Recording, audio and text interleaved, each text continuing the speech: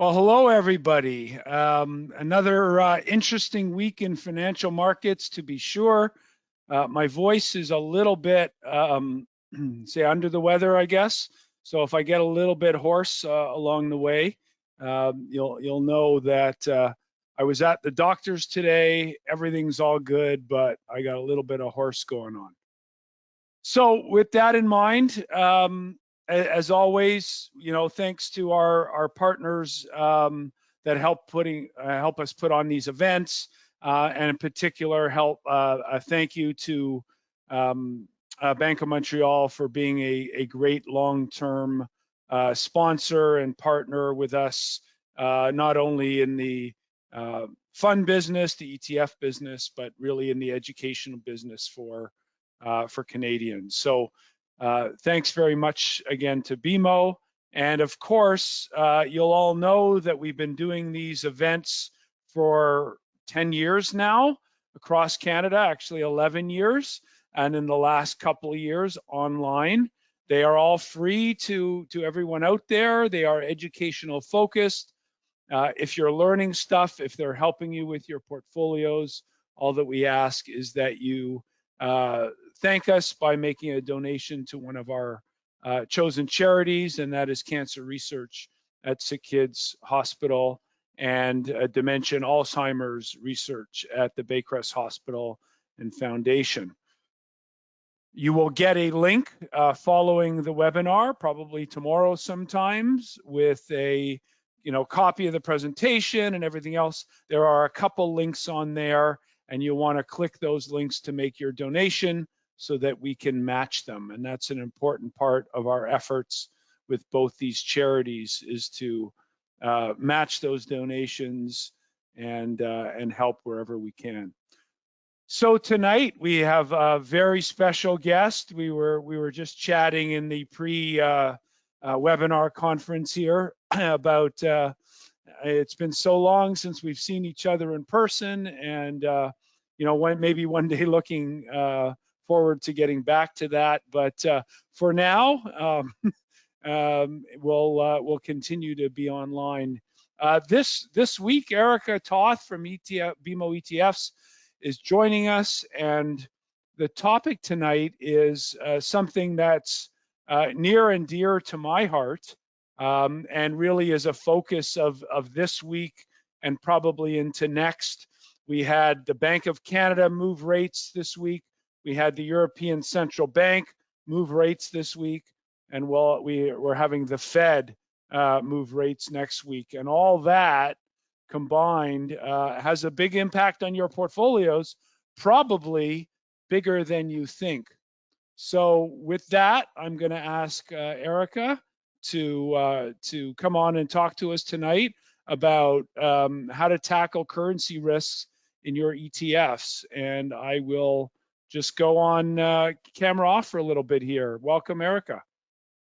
Thanks so much for having me, Larry, and we always appreciate partnering together with you to help investors improve their education and their knowledge when it comes to ETFs. So my name is Erica Toth. I'm an ETF specialist at BMO Global Asset Management. And tonight, as a precursor to Larry's presentation, I'm going to spend a few minutes talking to you about why ETFs are excellent tools to help you manage the currency risks in your portfolio, and hopefully enlighten you on some of the key things you need to consider when you're making those decisions. So this is our boilerplate disclaimer. Just to let you know, I don't have a crystal ball. I'm not telling you what to do with your money specifically. Really, the intent of the content tonight is to help educate you so that you can make those decisions and with more clarity. So on the next page, Larry, if we move to the next page, as Canadian investors, it's really common for us to buy for our portfolios US or international equity or even fixed income positions for that matter. And we often look to buy companies or ETFs that are listed in other countries or trade in different currencies. So when we use an ETF to access these international investments, it actually gives us greater control over the potential currency risks or returns in our portfolios.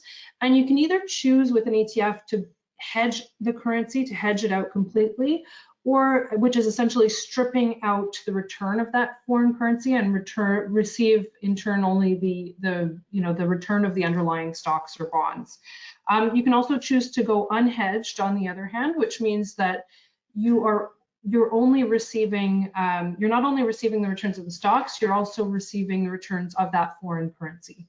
So you have two potential sources of return when you're deciding to go unhedged in an ETF. When you go with an unhedged ETF, you have the returns of the underlying stocks or bonds, plus you have the returns or the losses that come from that particular currency. So there's the choice either to go hedged or unhedged, and it gives you more control in terms of the currency exposure in your portfolio. So let's just move to the next slide. Thank you, Larry. For example, with an ETF, you can buy different versions of an S&P 500 ETF. You can buy a hedged version or you can buy an unhedged version.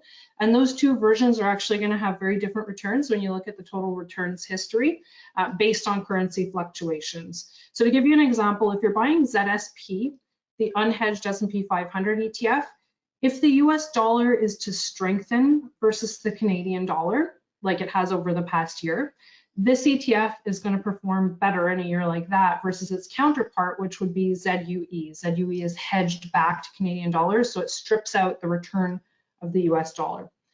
ZUE, on the other hand, is going to perform better than ZSP in a year when the Canadian dollar strengthens versus the US dollar.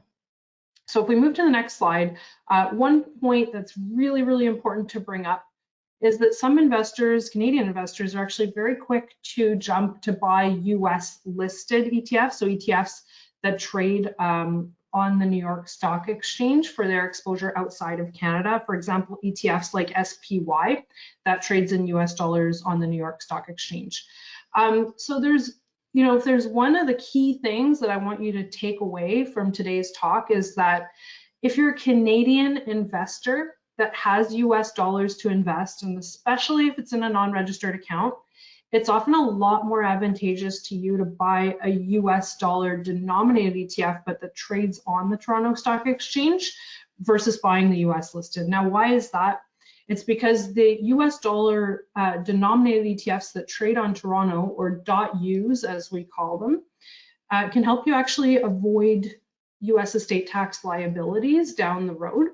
And they can also help you avoid filing additional paperwork come tax time every year. So there's a form called T1135, and if you're over a certain asset threshold in a non-registered account for US situs assets, you'll have to file this additional paperwork with the IRS every year. So that's the foreign income verification form.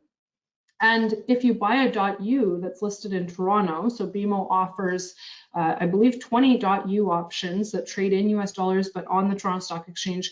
These are actually considered Canadian domiciled trusts for tax purposes. So they would help you avoid any US estate tax liabilities, and they would help you avoid filing that additional T1135 paperwork come tax time. And they allow you to, if you're an investor that has US dollars to invest, they allow you to keep your currency in US dollars.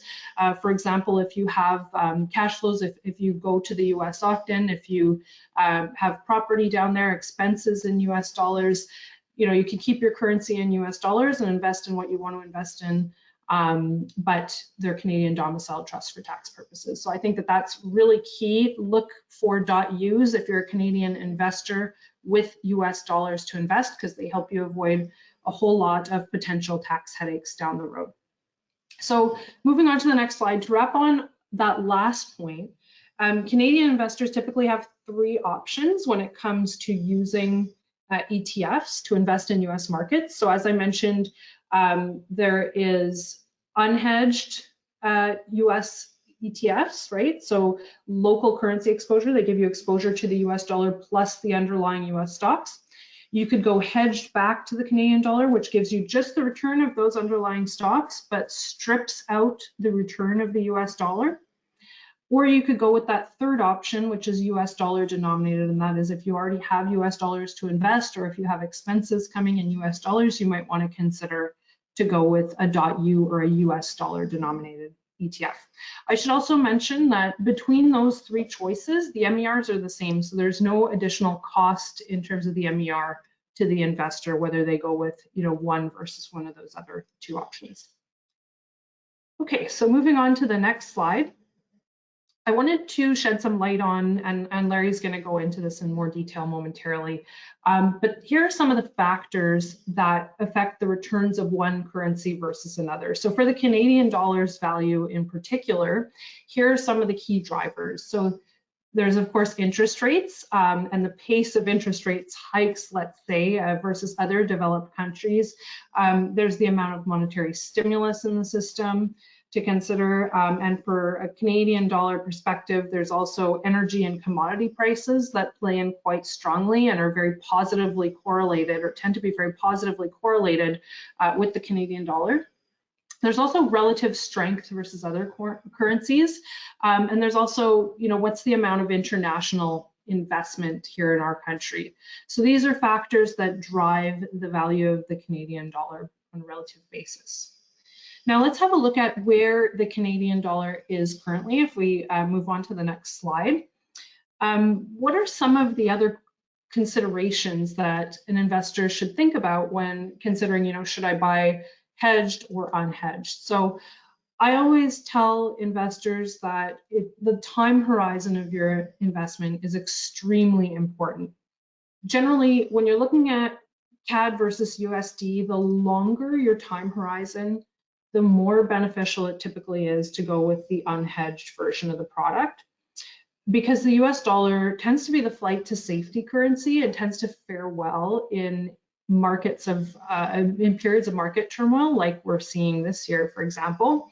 And you can see here on the chart on the left hand side, this goes back to 2005, but you can see that from 2005 to the end of 2021, the unhedged exposure has resulted in diversification benefits because of that. Lower levels of overall volatility for the portfolio, but also it's boosted returns, right? So you can see that not only the standard deviation, which is the level of risk, is lower for the portfolio on the right-hand side, but also the average returns on an annualized basis were higher. So if you go back to 2005, that's certainly the case. And I think Larry's got some data going back even further. So if it's a shorter term horizon, on the other hand, you might want to consider hedging out the currency exposure. So, I always like looking at where things are trading right now. To give you an idea, over the last 5 years, the CADUSD average is, it's been at around 77 cents. And many Canadian investors will look to hedge their Canadian dollar below 70 cents, and they'll seek out unhedged exposure when it moves up above 85 cents. So that's sort of been the trading range over the last few years. And if we go to the next slide over here, you can see here's a chart of CAD-USD year to date. So you can see that the US dollar has had an extremely strong year in terms of returns versus the Canadian dollar. And, it's been a very tumultuous year in the markets. And typically you do see US dollars rallying as the flight to safety currency in years like this. So in terms of sort of the highs and lows and the averages of this year, just to put things into perspective. So this is this Bloomberg grab is as of the end of September. And the US dollar was at a high of $1.37 Canadian here, or 73 cents US dollars. It went to a low of $1.25 Canadian, or 80 cents around the end of March. And on average, ended up around, if we take an average of this year so far, of 2022, it was at about $1.28 Canadian, or 78 cents US. So far this year, that's been around the average. So moving on to the next slide, we focused a lot on US dollars so far, but what about international currencies? I mean, I think this is a really good question. I've certainly been asked by a lot of investors recently. What are some of the things that you should take into account when you're looking, to diversify your portfolio beyond just Canada and the US? So for emerging markets, just first and foremost, it's sort of an easy one because what you should know is that it's practically impossible to find an emerging markets product that's hedged back to Canadian dollars. And the reason is because emerging markets products actually give you exposure to a large number of different countries, and typically, quite a number of those currencies are liquid. It might be smaller countries, and the currency pairs just don't trade that much. They're not very liquid. So the cost of hedging would be so enormous, and it would be so impractical to hedge it out that it would completely detract from any potential benefits of hedging back to Canadian dollars. So that's why you will not typically see emerging markets funds or ETFs that are hedged back to Canadian dollars because of that. Okay, so EFI, so that's another consideration. EFI stands for Europe, Asia, and the Far East. So this is developed markets, ex-North America, so stripping out Canada and the US. There's a significantly lower number of currencies in the EFI basket versus in an emerging markets basket. So it's still a basket of about 6 currencies, 6 major currencies. These ones do trade, and they are liquid, so they are available either hedged or unhedged in a lot of cases. But currently there's just a number of geopolitical risks affecting Europe, affecting the UK, affecting Japan. So typically we like to hedge back to Canadian dollars for our EFI exposure. So to close things up tonight, moving on to the next slide, Larry, there's just a couple of best practices here to keep in mind when you're shopping for ex-Canada exposures for your portfolio. So it's usually going to be specified within the name of the ETF whether it's hedged back to Canadian dollars. So if it doesn't say hedged to CAD or hedged back to Canadian dollars in the name of the ETF on the provider's website, generally that means it's unhedged. So that means that you get the return of the underlying investments plus the return of the local currency of that investment if it does not say hedged back to Canadian dollars. So it's also common to see ticker extensions. So for example, .F for hedged back to Canadian dollars. Sometimes it's a .B, but if there's a ticker extension, it could mean it's hedged back to Canadian dollars. And certainly .Us means that they trade in US dollars, but on the Toronto exchange.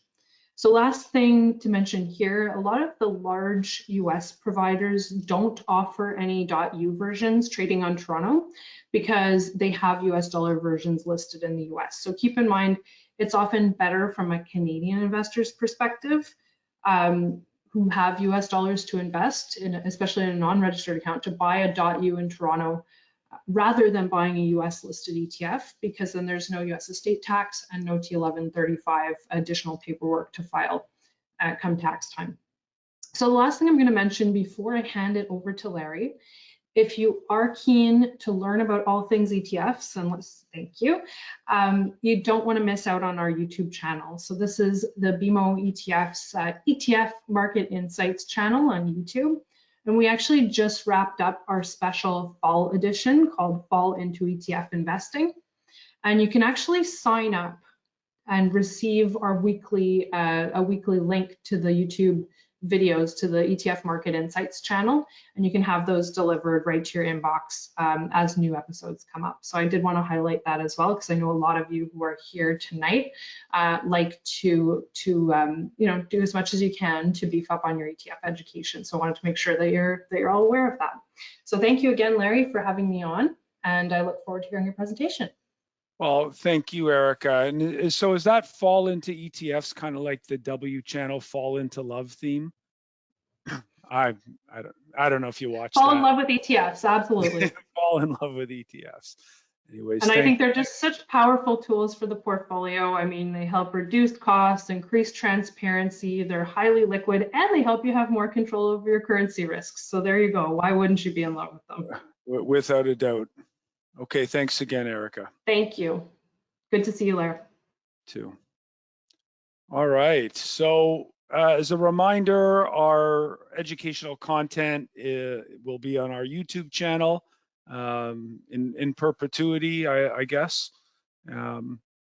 Okay, let's get into tonight's topic. And again, Erica gave us some great insight into a couple ETFs and just some basic understanding about which types of ETFs and what kind of exposures.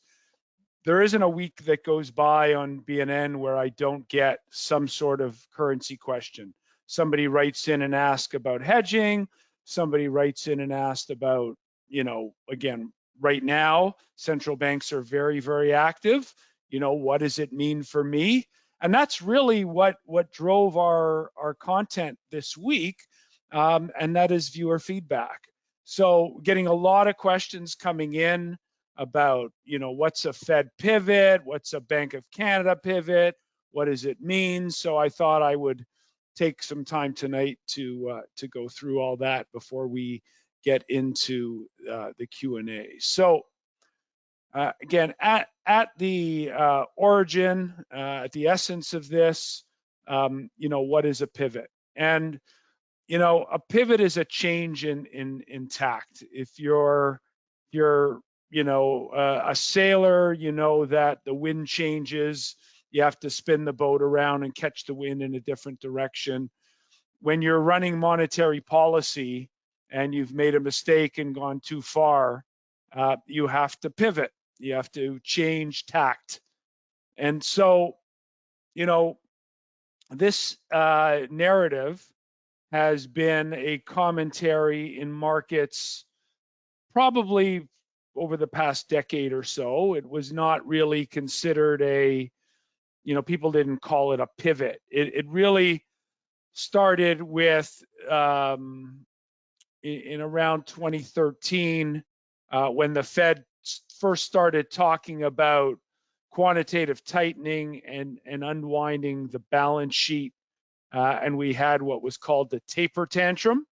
You might remember back then, where bond yields started to move higher, and markets sort of had a challenge, and the Fed had to pivot. They had to change their language and say, okay, we're not going to do that. In fact, we may even do more QE. And the markets like that again, and they kind of changed. Janet Yellen started raising interest rates in 2017. Powell came on, nominated by Trump to run the Fed, and they continued to raise rates. Equity markets had two stumbles in 2018. One was the massive amount of money that got into shorting volatility, and that ultimately blew up in January and February of 2018. And then, of course, Powell talking about QT and that the Fed balance sheet was on autopilot. Markets didn't like that in December of 2018. And literally within a week, the Fed had pivoted and said, no, wait. and ultimately started cutting rates again in 2019. So that's the nature of the pivot, and it's the actual change in behavior. So if you look at it from that lens, the Fed has not pivoted, but have they hinted that they're thinking about it? Yes. So that's not a pivot. A pivot is an actual change. And when we look at this chart here, what I'm showing is a week ago before, so the equity markets were weak last week. I talked about this on my Saturday YouTube video clip, and we had shown the S&P futures for the week. We had the pop early in the week, and then we had the sell-off on Friday morning as the S&P futures were down about 1%. They leaked an article through this well-known person at the Wall Street Journal, who basically said, yeah, maybe we don't need to go as fast. And so now they're starting to think about it. And then later in the day, Mary Daly, president of the San Francisco Fed, came out and reiterated that thing, that same narrative in the period before they went into the blackout. So a full calendar week before the Fed meeting, they can't be in the media. So you won't see any Fed speakers until next Wednesday again. And so that becomes a, this blackout, media blackout window for them to kind of leak that information so that they can not surprise the market, but to kind of filter that out there. And the markets really started to like that. In fact, the Fed funds futures curve that had started to price the terminal Fed funds rate at 5% by middle of next year, and you could see the three dots in the meetings in the middle of next year, right in around 5%. And as of yesterday, when I created this chart, midday yesterday afternoon, as you can see the timestamp on it, we took off about a move and a half in terms of the terminal rate. So just by them suggesting that they're going to slow the pace down, not pivot, but slow the pace down, really kind of moved the market. But they're still very much in the camp of higher for longer. But I think the decay in some of the purchasing manager surveys, the regional Fed surveys in the beige book, where inflation pressures are still high but coming down, probably have reached a peak, but the demand side numbers and the production side numbers really have started to turn negative in the, again, the purchasing manager surveys, both services and manufacturing, that they are recognizing that what they've done already is starting to have a material impact. Not yet on the labor front, and they are focused on that as part of their dual mandate, but really from the impact of the economy. Now, labor and inflation are both lagging indicators. They don't really start turning until far after the damage is done. So, we'll get a sense of all this in the coming quarters, but right now the initial claims numbers are still very, very low and still suggest a very strong labor environment. What you do here when the Fed does their surveys, we're still having trouble finding the skilled labor we need. In other words, big job mismatches, meaning in order to find the right skilled people, they have to pay more. The more wages go up, the more demand goes up, the more consumption there is, the more inflationary pressures, and so forth. So, when it comes to a pivot, I clipped this from David Rosenberg's daily comment today or yesterday maybe, and I think it was yesterday, and it basically he looked at what Jay Powell said following the March 17th FOMC in 2021. And he basically said, you guys can all read it yourself, but we understand that our actions affect families and businesses, and we'll use every tool that we can to ensure the recovery is robust.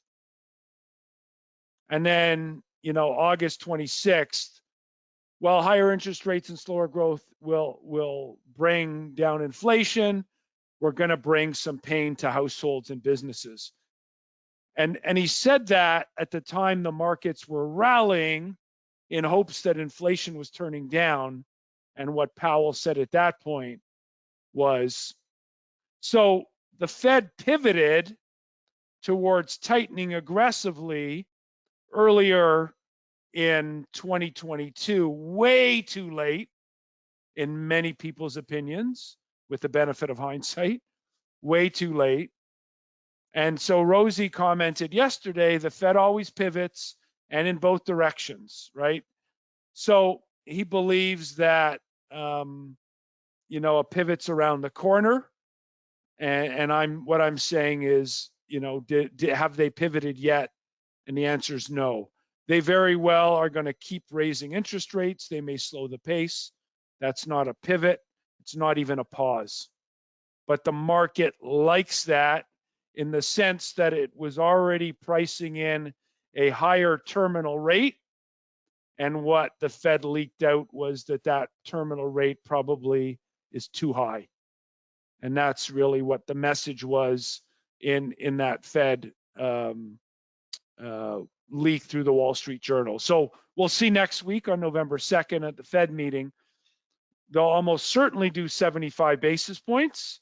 I can't imagine why they would do less, but indicate that on a go-forward basis, it would be far more data dependent. They are closer to their terminal rate, but they do anticipate raising rates further. Not unlike what the Bank of Canada recognized today, or yesterday, sorry. And so, you know, based on their business outlook survey, BOS, and what they have forecasted in their monetary policy report known as the MPR, and what Macklem has said recently, when you sum it all up, has the BOC pivoted? And the answer to that is no. I highlight some of the headlines that crossed the tape following his press conference. Still not there yet to ending the tightening phase. So they want to make sure, as will the Fed next week, that they're still on the ball. They're not falling behind the curve. They're not pausing yet, but they're starting to recognize, like the Bank of Canada was expected to raise rates 75 basis points. And it was priced like that much below 75, and there was just a small possibility that they would do 50, and in fact they did do 50, right? So central banks can move. Bank of Canada, remember a few months ago, was expected to do 75 and they did 100, right? So maybe this is a little bit of give back from that. Anyways.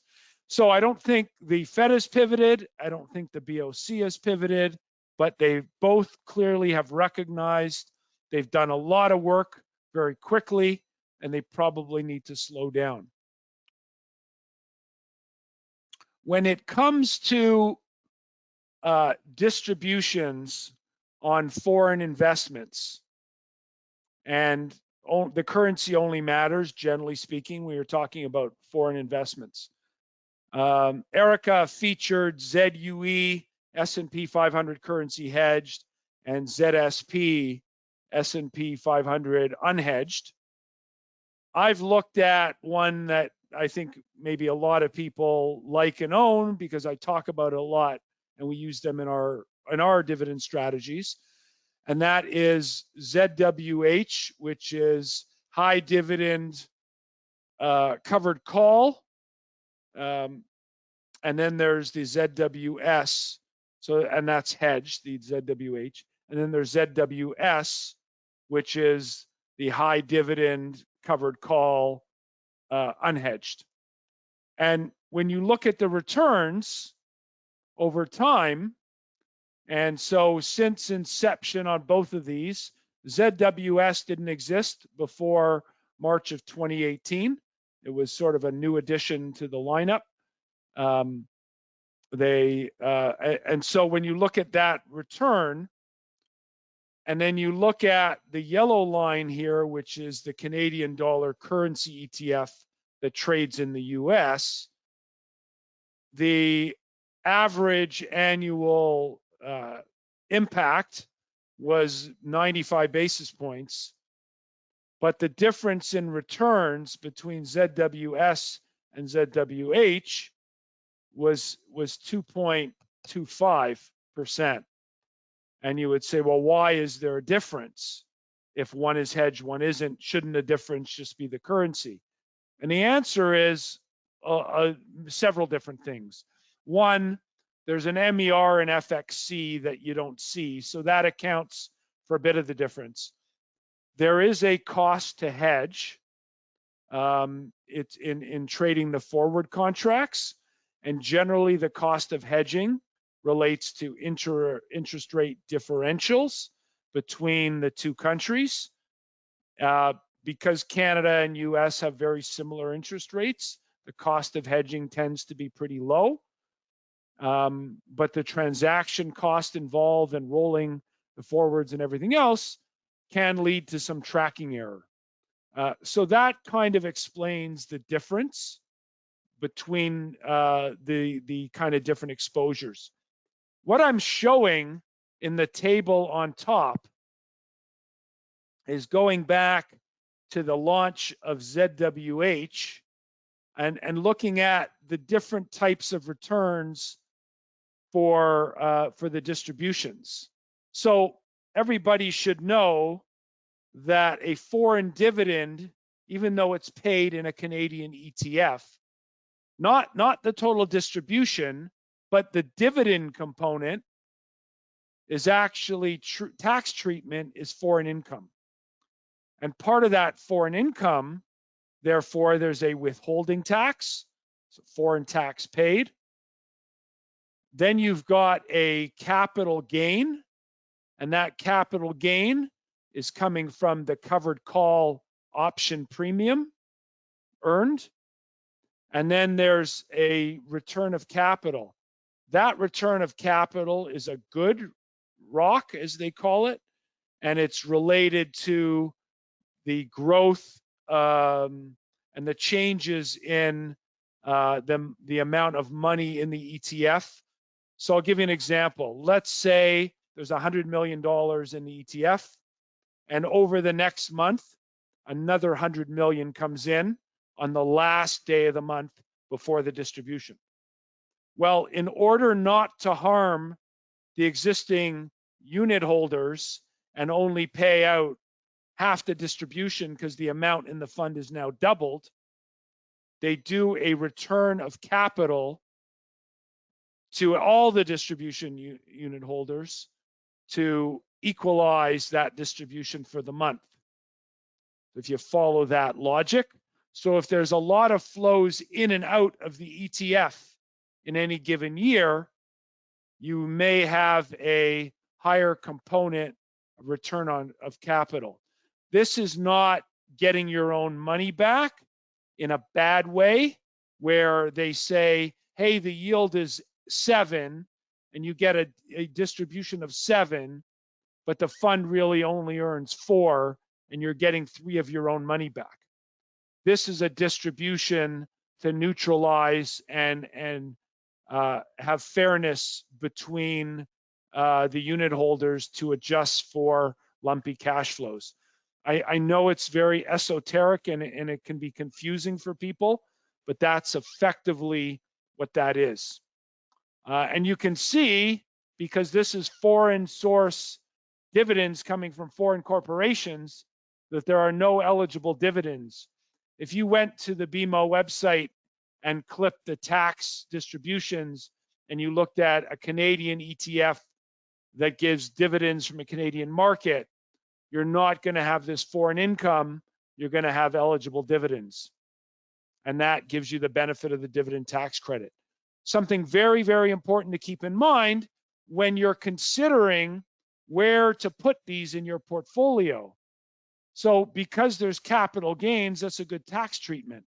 But because there's a lot of income, that's not a good tax treatment.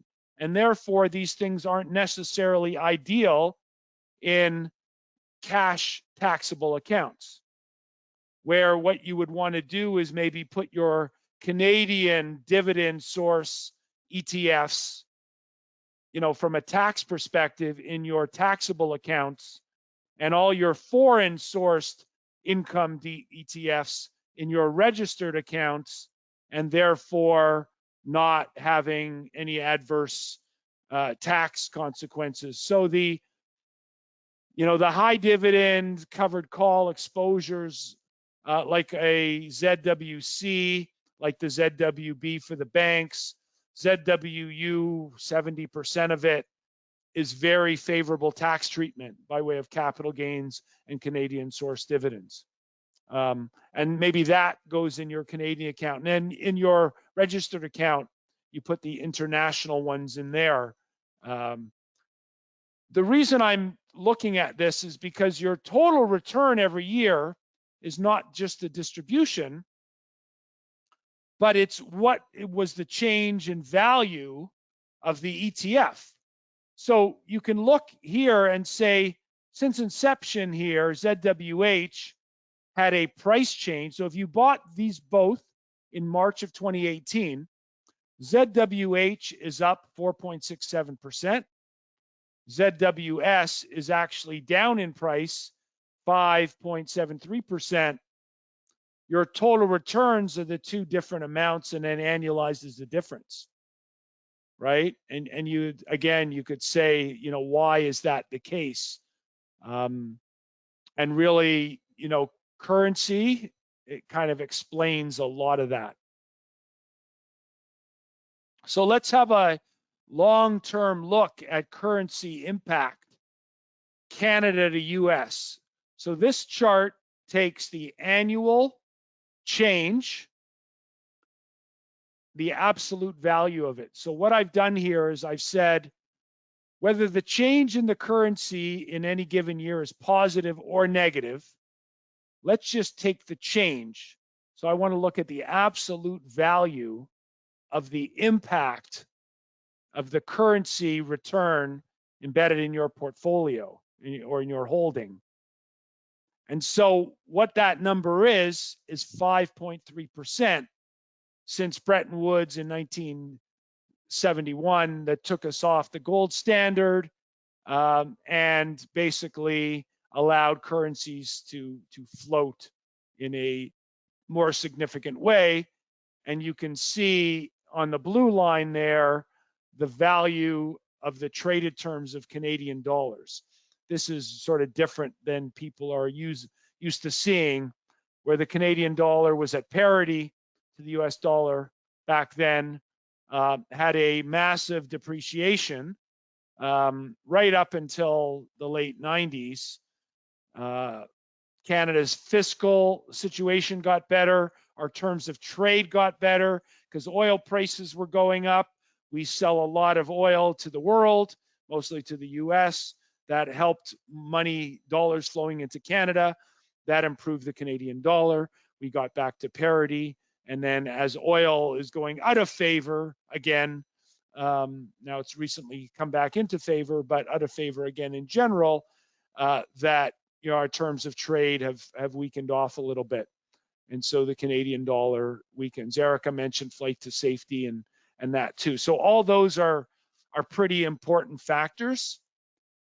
If we were to look at this chart and look at the synthetic euro going back to that same time point, which effectively you would be looking at the Deutschmark value, that, or the yen, that international currency swing could be as much as 10% a year. So can you imagine in a year where you've bought this high dividend paying covered call ETF that's generating, a 6% yield. The underlying stocks don't do anything that year. So the ETF, if you don't buy the currency hedge and the currency works against you, is down 6%. You got your distribution, but you've lost 6% in capital. So, my default, which is the absolute opposite of how the industry thinks about it, I would much prefer, when I get exposure to a foreign market, to get the pure hedged value of the equity risk that I'm taking or the bond risk that I'm taking. Now you have to factor the cost of that hedge. That's an absolute important thing to do. In the very, very long run, generally speaking, currencies will neutralize, but over shorter time frames, months, weeks, years, decades sometimes, currency could be a big headwind, could be a big tailwind. And it's in fact, if you look at your average total return of foreign equities, so US S&P 500, ZUE, ZSP, long run number is 8, 9, 10%, right? Depending on your starting point.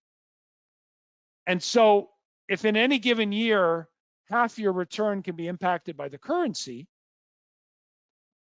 don't you want to default your return to be, a hedged version of that? Versus, well, if I think we're going to go into a risk off, maybe I want that foreign currency exposure and try to benefit from it and go unhedged. Folks, that's how I think about it. Not everybody thinks about it that way. Certainly the convention when investment managers are picking stocks in Europe don't care about the currency return to you. And so that risk becomes yours. If you're buying a mutual fund where the currencies aren't hedged, this year you're having a particularly bad year because the Canadian dollar is outperforming significantly against international markets, EFI markets, but performing poorly relative to the US dollar. So it's kind of an interesting year for sure. Okay, so that's kind of it on the currency. So let's talk about, Fed pivots, central bank policy, and really, other impacts other than the currency aspect in terms of your portfolio. So last week we talked about the equity risk premium as a factor, driving factor, for market returns. And so it's a really, really, listen, just about everybody who has a forecast on where markets are going to be considers the cost of money or where interest rates are going to be, and then considers the forward earnings yield. So what is an earnings yield? It's effectively the inverse of the PE. So if the forward market PE is 20, you're going to have an earnings yield of 5%. Simply 1 over 20 is 5%, right? If your forward PE is 25%, like it was in February of 2000, as you can see in the bottom table there, I'll explain these tables in a minute, you have an earnings yield closer to 4%, okay? At the market bottom during COVID in March, the week of March 20th to 27th, so I think the bottom was the 23rd, you can see the earnings yield of 7%. And what 7% implies is around if you do a 14 multiple on forward earnings, 14 times 7 is 98. So a little over 14 was the multiple around the bottom during COVID. The 30-year yield that week got down to close to 1%, 1.25 in that range. So, what you had at that point was an equity risk premium that was really attractive, very high, 4.8, 5.6. Historically, these are very low numbers. And in our ProEyes indicators, you'll see this on our ProEyes website, that the valuation of markets was very, very attractive as it was, coming out of the great financial crisis as we were going through the Greek crisis. And so you had the cost of money relative to the earnings expectations for the market really, really, really good. Compared to the peak in 2000, where the equity risk premium, so you could buy a 30-year bond and get 6.25% for it, compared to the earnings yield of the S&P 500 at 4 for a negative equity risk premium. So your risk for buying equities at that point was negative. Now, there was a period there of several years where that risk premium was negative for equities. So it's not a precision tool where you can say there and there. Now, you can see by the nature of this graph that the bottoms or the troughs are much more acute in that they get down to a low point and they don't stay there for long.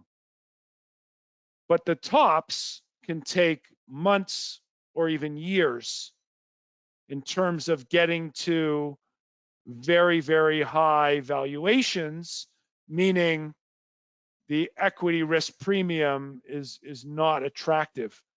Doesn't mean you're not going to make money in stocks, but it implies that your expected return, going forward on average is lower. Now, there's a lot of things that move risk premium. Expectation of volatility, changes in central bank policy, pivots, in other words. So there's a lot of factors that drive risk premiums. Earnings are a big component of it. Cost of money, long-term money, 10-year, 30-year, whatever you want to use, very important part of it. And then it's the other factors that change the expectation of risk, and that is kind of the volatility element. And what we defined at our first webinar, this series, the difference between, the voting machine and the weighing machine. This helps us identify when we should start to think more about the weighing machine. What the equity risk premium is telling us now,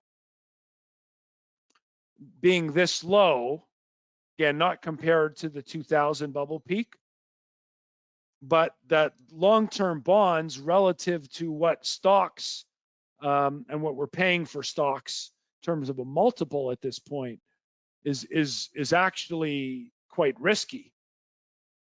Okay, again, not 2000 risky, but quite risky. Now, if we looked at this graphic going back to the beginning of the year, it was actually, so from the beginning of the year, earnings have stayed stable, but what's changed is interest rates have gone up. So a lot of moving parts when we're thinking about what does all this Fed pivot stuff mean? So looking at it from the framework of risk and risk premium. I'm not talking about looking at charts here, folks. I'm talking about real sort of fundamental understanding of market risk. And so last week we put up this graphic and we had showed based on this study that was done by, I think it was RBC, where they looked at the real 10-year yield, the PE, and then of course the equity risk premium forecast, and then run it through an algorithm that basically says, well, what is the relationship long-term between these things? And so if we plug in what we expect earnings to be, that can forecast a price for us. And we walked you through the dynamics here. This all presupposes, right, highly subjective in nature due to assumptions. The disadvantage of this is you've got to be right about your earnings forecast. And that's really the challenge today, because as we've seen during earnings period, and specifically this week with big tech, and again today with Amazon, that if you miss and you're priced for good news, you get punished. Now, I think Meta is a terrible business model and company, and I believe wholeheartedly that their leader has lost his way with this metaverse thing, but whatever. Not for me to question at all. But as an investor, specifically when it was trading at double the valuation or 70% higher valuation than it was today, it was a ridiculous investment, absolutely stupid. It was dumb money buying it at that point. I'm starting to get interested and looking at writing options on Meta, $70, $75. It is a real company. They do have earnings. They do have a business model. But again, the difference between a good company and a good stock. A good stock is, I want to own it at this price. A good company is a good business model. And a year ago, Meta was neither. So we're getting close to it being a good stock. I'm not sure anytime soon it's going to be a good company. And that just says, well, you've got to be very, very good about, what price you want to buy it at. So when we look at the current snapshot in the Pro Eyes, before at the end of last week, we do these weekly. If you're following the Pro Eyes, you'll see that, the 30-year, which is now down closer to 4%, was 433. Earnings yield, 595. It's not all that different today. And the equity risk premium being 161, being really pretty much the lowest we've seen in this cycle, which makes it wholly unattractive. But that's if you believe that earnings, a year from now are going to be 223. Now, what is in the bank is probably by the end of this year, about $220. Okay, so earnings in the bank. The question is, how much are earnings going to fall if we have a recession, and how bad's the recession going to be, and what does all that mean? So we could go back again to earnings falling 10%, down to the 200 range. I've seen estimates that it could be 180, 185. Again, it depends on what the Fed does, when they pivot, how they pivot, and what does that mean for Main Street. We are now starting to see earnings come down, certainly from where we had seen last quarter. And there's probably no end in sight to this trend of earnings expectations weakening. So that should limit and cap market rallies. Okay, so that's an important thing to get. The other part of this equation is the cost of money. So 30-year bonds recently up against some pretty big levels there.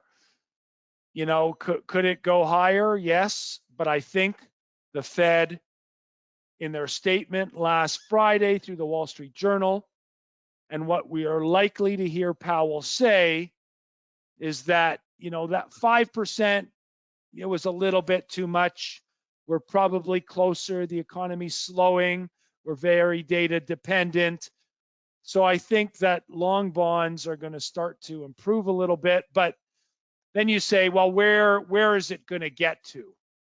And I would be very surprised if we could get below 2.5 in a recession.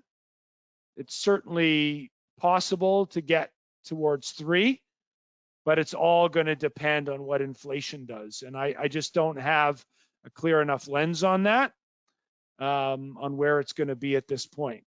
But if the 30-year drops back below 3 and earnings hold, at 200, your downside scenario for the S&P is probably not that much below the 3,500 low that we saw only a couple of weeks ago on futures before the markets had that massive reversal day. So, you know, that's something to think about. If it's worse than that, then we've got more downside. And of course, there's forecast there where it could be a lot worse. So the thing is, we don't know. If inflation's persistent, the cost of money doesn't come down, bond yields stay elevated, equity risk premiums stay low, not good for stocks, not good for assets in general. So now let's look at the charts. With all that framework in mind, all that deep dive analysis on, you know, what Larry looks at and thinks about and considers from an earnings perspective, from a Fed perspective, in terms of the cost of money, in terms of earnings. So here's a S&P 500 chart from the beginning of the year. What the technicals suggest, I didn't think we would see last time. The market tests the 200-day average, but sometimes it's uncanny how this stuff can work. I started hedging from 4,000 to 4,200, right? I didn't think we would get above this high. The market made a higher high. You could have argued that this was a bottom and the June lows were the bottom. Now, what I expected was that we would get that retest. Right there was the Powell pivot, you know, where he said pain to Main Street, higher for longer. That was the Jackson Hole conference. And the market hasn't been able to get above that since. This falling 200-day average, if we project that out about a month or so, you know, it centers in on 4,000. 4,000 is the 61.8% Fibonacci from the August high to the October low.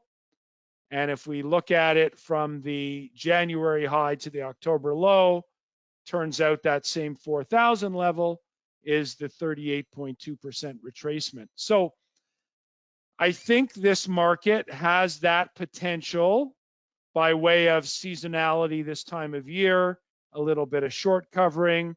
A lot of the bad news is out regarding Amazon, Microsoft, Apple. Anybody that was going to say anything really negative about the next couple of quarters probably said it this week. So that's a big, you know, that's a big thing. And so we'll see what happens because Larry does have a crystal ball, even though Erica doesn't, it's not always clear and crystal. And it's a game of probabilities. So, you know, weighted average of probabilities, this is how I'm looking at things now.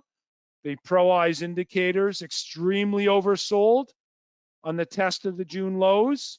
We argued that we were ripe for a bounce. We're getting it. How much does that bounce take us? That is the question. And almost certainly, are we going to roll over again and retest those lows? And I would say yes. Are we going to break them? It depends what happens to inflation, which drives interest rates, and what will the impact on earnings be as the layoffs start and as the cost of the already in place hikes filter through to Main Street. Okay, so let's get into the Q&A. We'll go with the online questions tonight first. And first one asked was, at least the Leafs have a late start time tonight. Yes, Carrie, absolutely. But I will be long sleeping as much as a Leaf fan as I am. I can't stay up for those West Coast games. Okay, so someone's asking about the emails that are sent out, Nelson. So the policy of our marketing administration is to do that. If you're not getting them, maybe they're getting into spam somehow. But if not, I'll just make sure they are being sent out. I was told they are, but we'll double check that. But maybe, Nelson, you want to check your spam. Okay, question. Am I correct that ZWC ETF only counts dividends as capital gains in Canada? I read that, but wanted to hear it from the source. By the way, bought a couple of thousand of shares this week. So ZWC is the covered call Canada, and the dividends do not count as capital gains. The dividends are eligible dividends from Canadian corporations.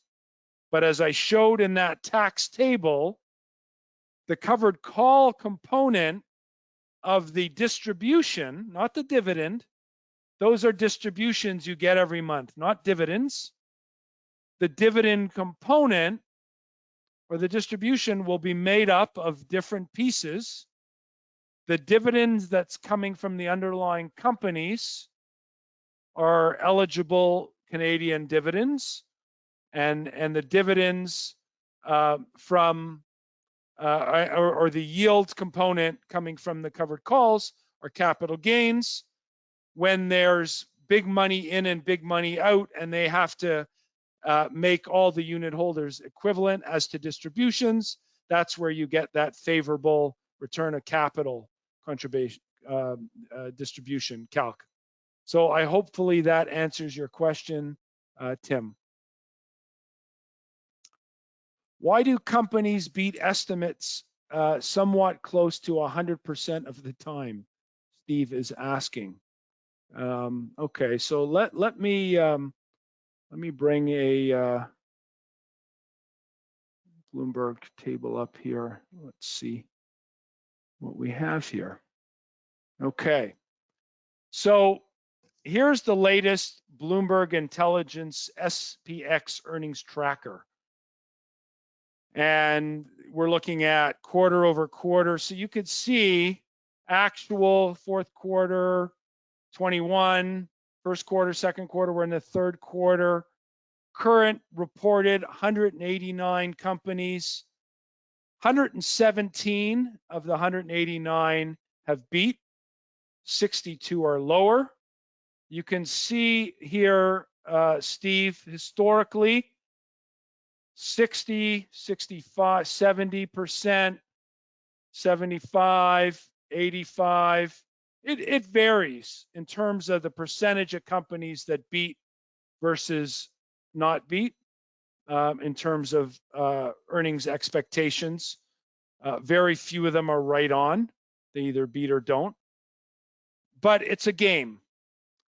The companies know they are rewarded.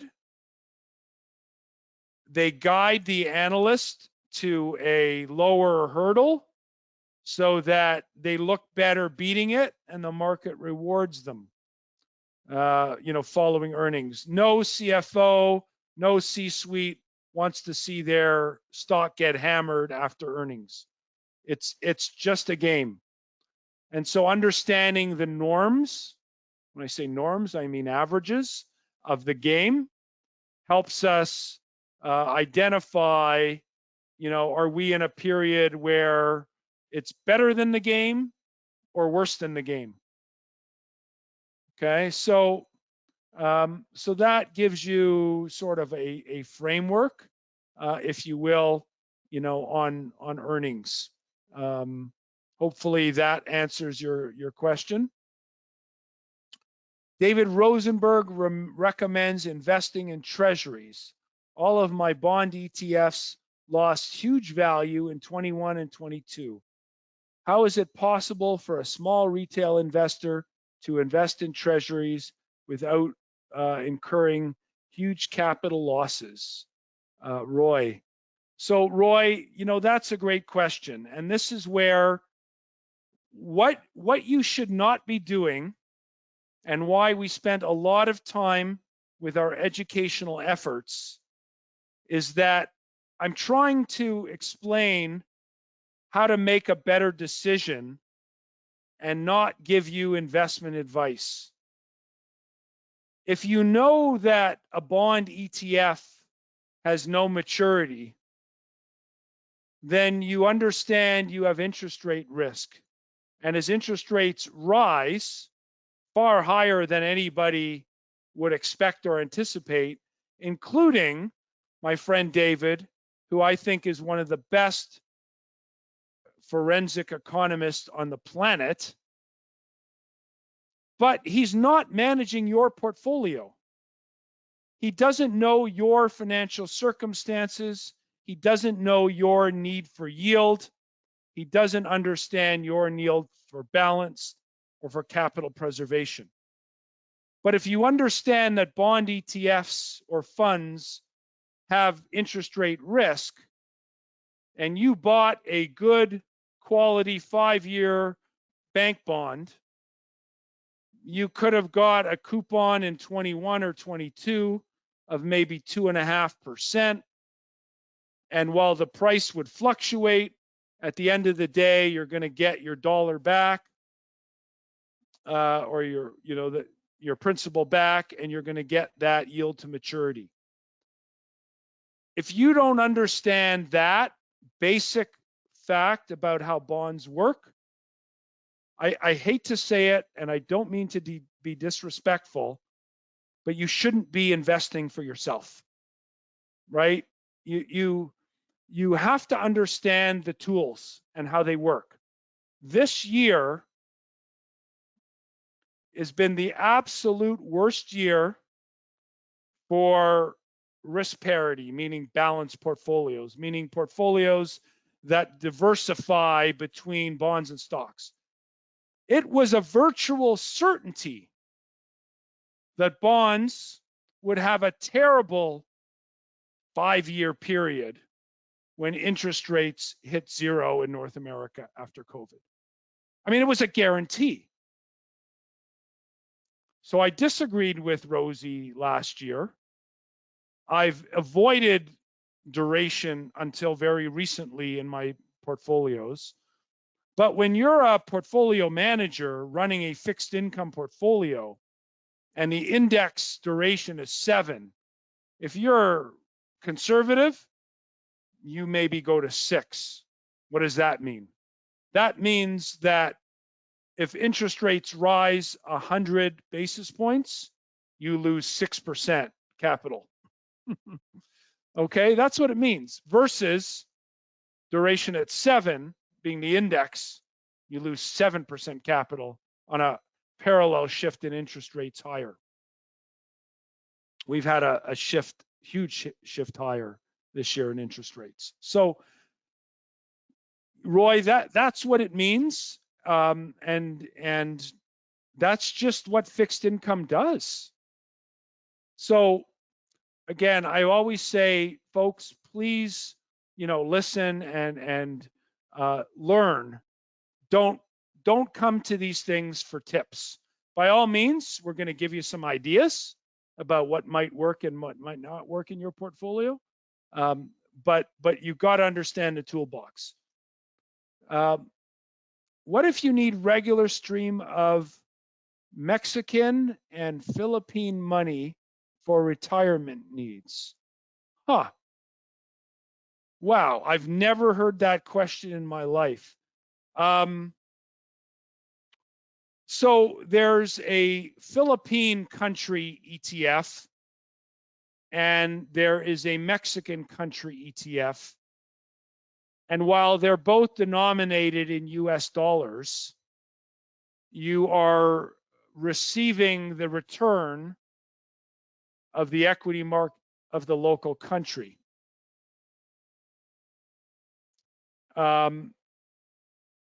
So that's about, from what you can do as a Canadian investor, that's about as close as you can come to matching some exposure to those countries into your portfolios. There may be some brokers out there in Canada, I don't know, because again, I trade with institutions, that would allow you to open an account in Mexican pesos and in Philippine, what is the Philippine currency? dollars. I think it's dollars. Anyways, maybe it's pesos. Anyways, it's been so long since I've looked at it, but maybe. I know in the US you can probably do that. The cost would be exorbitant, I would think, to custody assets like that. And then you could trade and invest in local currency. Again, that's maybe the best ideas I can give you. So Mike, it's a good question, but unfortunately not a great answer. For bond and equities being uncorrelated, offering diversification pre-22, is the level of interest rates indicative of the health of the economy? If so, if rates decrease, bond values will go up and equities down. Why haven't the discounted cash flows prevented a pre or alternate? Why is the DCF displaced pricing paradigm? Steve, I'm not sure I'm following your question that you posted there regarding interest rates, and maybe you can clarify there. Sorry. Thanks for your webinars. Off topic, but what's the story of the buffalo statue behind you? Are you from Manitoba by chance? So interesting, James. My father-in-law, who's originally from Poland, is actually an artist. He's a painter, he's a sculptor. Many years ago, when my wife and I got married, he made a birthday gift to me of that soapstone statue, which I keep nearby. So while I'm not from Manitoba, interestingly enough, my grandfather on my mother's side was born in Manitoba, and his grandfather immigrated by way of the Ukraine, and came to Canada in the 1940s, I believe, somewhere World War II-ish, and I don't have because I was adopted and I don't know the whole story, but having traced some of the family tree, I know a little bit about that. So I got a little bit of Manitoba in me, but it's really my love of bulls and bears ultimately, and why my father-in-law created that for me. Respectfully, if the Fed raises 75 basis points next Wednesday, would that not negatively impact CAD, and as a result, a return to higher inflation in Canada, as lower CAD makes import prices more expensive? So that's a very good point. The Bank of Canada underwhelmed, right, with their rate hike. They did less than that. The Fed is priced for 75, but that's already in the market. That's well known, Lewis. And so I would say no, it's expected. If they did 100, then yes, but it's expected. It's already in the market. If the Fed did 50, which I would not expect them to do, like Bank of Canada, then you obviously would get a benefit the other way.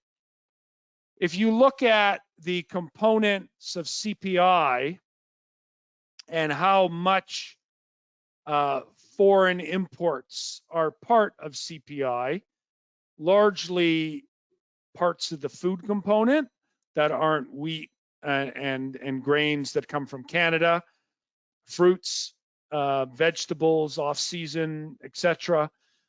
But it's this big. Okay. Now, the other component, of course, would be products we buy, that we import. So, what does Canada bring in?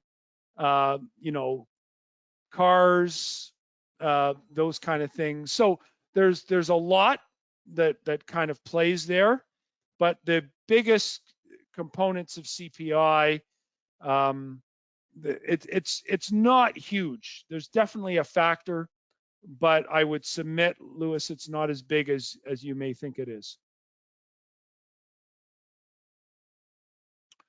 What is the difference between hedged and not? I think we covered that. Do you have to adjust ACBs of your ETF to account for the return of capital over the years, which would lower your ACB and hence more capital gains? You know, that's a great question. I don't know the answer to that. I'm actually not a tax expert at all. And that would be a question for BMO that I will circulate to them, and I will comment on next week if I could for you. Are long bonds tradable for capital gains and locking in my case, 3% yield on hopes they could appreciate in price? Yeah, so yes. So here's a good way to turn capital dividend into your yield into capital gains from a foreign bond. So there are total return swap ETFs based on the Canadian bond market, and there's no distribution on them. So if you trade them, when you buy and sell them, that actually turns what would be income into a capital gain. You could do the same thing with buying a bond, an outright bond, and by trading it, get a capital gain. However, you know, twice a year, your bond pays you a coupon, typically twice a year. And so those coupons are going to be income as long as you hold the bond. TLT, if you're trading TLT or ZFL, has a monthly distribution. And so that distribution is on account of income. And if you were looking at doing that, I would do it with the Horizon Total Return Swap ETF that has no annual distribution, and that if you're trading it, you're going to get more pure capital gain. However, it's a broad bond index and not simply long bonds. So have a look at that. Mark, that's a good question.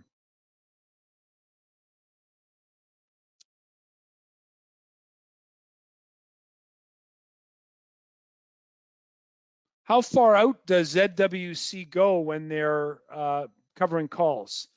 So typically 1 to 2 months. When you look at the erosion and the time decay that's earned in a covered call, it's in the last couple of weeks. So, you know, 2 months out, if you got a premium of $1, in 1 month, you might lose 25 cents. I'm making up numbers here, folks. A lot depends on volatility and how far in the money or out of the money that call is. But, and that has to do with the option Greeks. We did a bunch of webinars last year and the year before. You might want to go to my YouTube channel and look at all those, because we talk about time decay and how you earn that income, generally 1 to 2 months.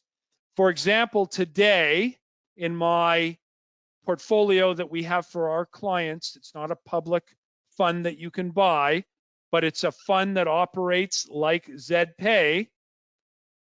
I wrote a 1-day option on Intel today, put for $25.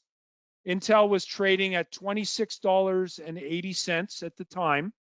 So I'm writing a put that's 6% approximately, almost 7% below today's price. The option expired tomorrow at the end of the day at $25, and I took 53 cents. So as a percentage of $25, after commission, I'm earning 2% yield for 1 day. Now, if Intel had a bad report and they gapped down and they were below 24.50, I would be worse off than having waited and bought it tomorrow below 24.50. But if they're anywhere above 25, I'm better off, and I've made a 2% yield in one day. That's how much time value can decay in a short period of time, especially on a day before earnings when volatility is really high. You could have looked at the implied volatility of tomorrow's options for Amazon, for Apple, and you would have seen similar type volatilities in that they were expecting, if there was bad news, that we would see big price moves. Maybe I can bring up what's going on here. So Amazon in the overnight markets here, these close at 8 o'clock, so they'd be closed already. But down 12.73% at 8 o'clock. Apple was up slightly. Intel initially gapped down about 5%, and now is up 5%. So looks like I'm going to make my 2% there. Alphabet down a little bit, Microsoft down a little bit, and so forth. When we look at the ETFs and where they're trading at 8 o'clock, the Qs are down about 1%, and the S&P down 0.65. If you look at the weight of Amazon in the Qs, and you look at how much they're down, and the same for the S&P 500, and do that analysis, the vast majority of that, of course, is what Amazon did, after the close. And what else? Last question here. Okay. When I've attempted in the past to put option positions, I found that the retail option premiums are not well priced, and often there are large commissions charged if exercised. How can an investor get proper option pricing? So Rob, you got to have a good broker. The general platforms on option pricing, generally pretty good. You're paying maybe a couple bucks for an option. But again, I don't do it through retail. If you're trading Canadian options, the liquidity is absolutely brutal. It's much better trading US options. That does present some challenges on currency and accounts for people. I get that. And so sometimes it's better to buy the ETF and pay the MER for them to do it for you more efficiently. It's really a good question. You got to check your broker for cost. If you're going to trade options, maybe you go to a broker that specializes in that versus that has it as, and we also do options. So there are a couple there, but again, I don't have any recommendations because I don't trade retail. But Rob, it's a good question. Anyways, it looks like, folks, we're coming up on 8:30. So again, a quick reminder here. Hopefully there's an email that goes out tomorrow with a copy of the presentation, links to all our partners. Check out the websites. And again, if you want to thank us for the education you receive each week, please, please, please make a donation to Sick Kids with one of those links for cancer research, dementia, and Alzheimer's at Baycrest. And as always, we're going to match your donations up to $25,000. So let's raise money and let's double up, folks. Have a great week.